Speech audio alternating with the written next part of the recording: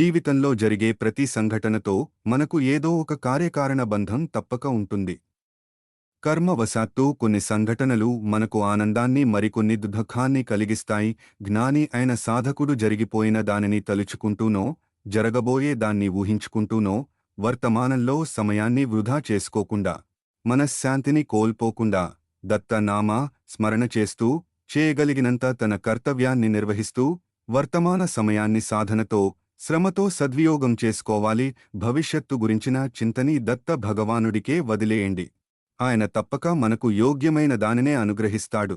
అనంతుడైన దత్తుని మహిమకు సాధ్యాసాధ్యాలు లేవు. Thanks for watching. వీడియోని లైక్ చేయండి, షేర్ చేయండి.